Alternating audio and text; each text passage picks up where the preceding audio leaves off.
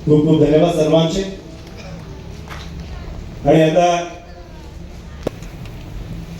इस किताब के प्रकाशन समारोह के लिए मंच पर विराजमान सभी आदरणीय हमारी बहनें, सभागृह में उपस्थित सभी हमारे बहनें और भाई लोग, आपके वृंदावन के हॉल में मन से स्वागत है.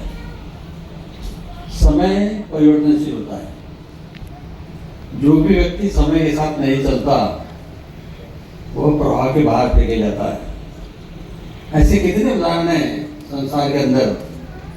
वो जो समाज होगा, जो भी व्यक्ति होगा जो समाज के प्रभाव के साथ में नहीं चला वो प्रभाव के बाहर फेंके गया. तो एक बार अगर आप प्रभाव के बाहर फेंके जाते हो, दूर हो जाते हो प्रभाव से, तो आपको तरक्की करना बहुत मुश्किल है.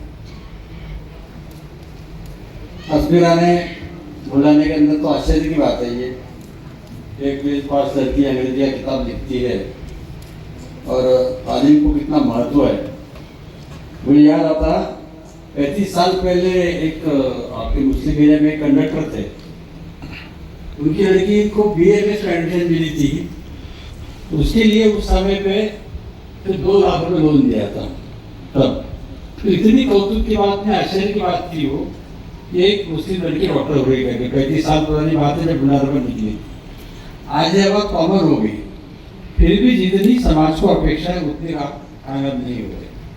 अभी अगर खुशी की बात है, इसने किताब लिखा, मेरे साथ में काम करते हैं हमारे डोंगर सूर्य के आसिफ भाई.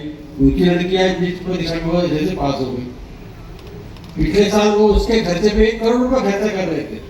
उसने मेहनत किया, इस साल फ्री में डॉक्टर बन गए. इतनी बड़ी बात. तो मेहनत तो करना जरूरी है. बगैर मेहनत का कुछ भी हम अपनी कोई भी बात हासिल नहीं कर सकते. एक मराठी में कहावत है कि पुताचे पाय पाळण्यात दिसतात. बच्चा कैसा निकलेगा ये पालने में समझ जाता. तो ये आगे चल के अगर लगता बहुत बड़ी लेखिका बनेगी, बुढ़ाने का नाम रोशन करेगी, माँ बाप का नाम रोशन करेगी. और लास्ट एंकर माँ मेरे पिताजी और बेटी के संबंध के ऊपर लिखा है. थोड़ा बहुत मुझे तो अंग्रेजी आती नहीं, लेकिन मैंने एक हमारे टीचर को पढ़ने के लिए दिया था. उन्होंने बताया कि बहुत ही भावनात्मक पद्धति से लिखा गया है. मनोवैज्ञानिक तरीके से और भावनात्मक पद्धति से ये पूरी किताब लिखी गई है. इस उम्र में आप मनोवैज्ञानिक और भावनात्मक पद्धति किताब लिखते हो, आप बहुत आगे बढ़ोगी ऐसा लगता है. मैं हमारे बुढ़ाना परिवार की ओर से आपको बहुत बहुत बधाई देता हूँ.